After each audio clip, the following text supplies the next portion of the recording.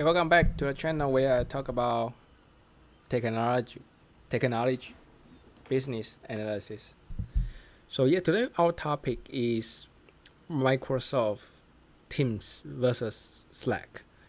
So as you may know, Slack is suing Microsoft Teams for kind of monopoly, and the situation is like Slack was kind of very good, very leading team messaging software around maybe 5 years ago, and it was definitely a leader on the market until Microsoft created Teams and started to decrease Slack's market share, eating Slack's market share, and it's in a very significant way. And even now, nowadays, like Microsoft have larger market share than Slack. Even Slack had a very good head start compared to Microsoft. So the reason is really simple because a lot of companies they are using Microsoft Office 360. So it's a package solution including uh, Outlook and Word, spreadsheet, they kind of Excel, they kind of services.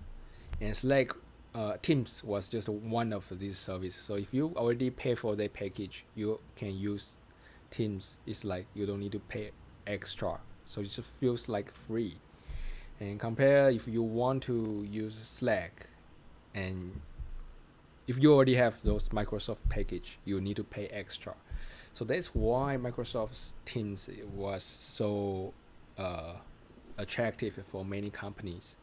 Definitely from the cost cutting point of view, companies will like to use Teams. Even Slack has much better functionality. Personally, I use both.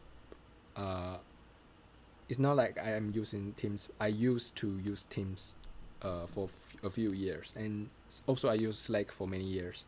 So my finding in terms of functionality, definitely their functionality are pretty similar. Pretty similar. They have channel, they have a message, and they can reply by threads. And the biggest difference I think is uh, responsive time.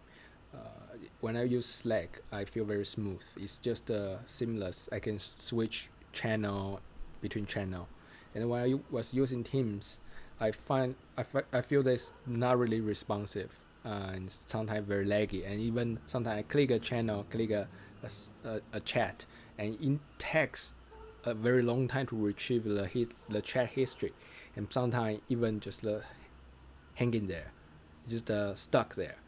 So my feeling is the fundamental code structure or like the architecture of their service.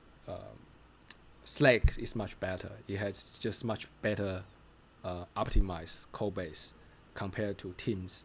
This kind of code base difference is very hard to change.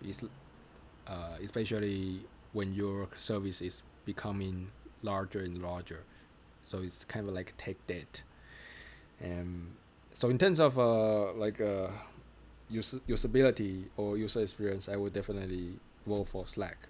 But why Teams can get so much market share? I think the reason is very simple. They have such a package, like uh, kind of advantage of scale. So that's why Teams is suing Microsoft and is saying Microsoft should separate Teams from the Microsoft package. So it's more fair comparison, a more fair uh, competition. I do think that yeah, that makes sense.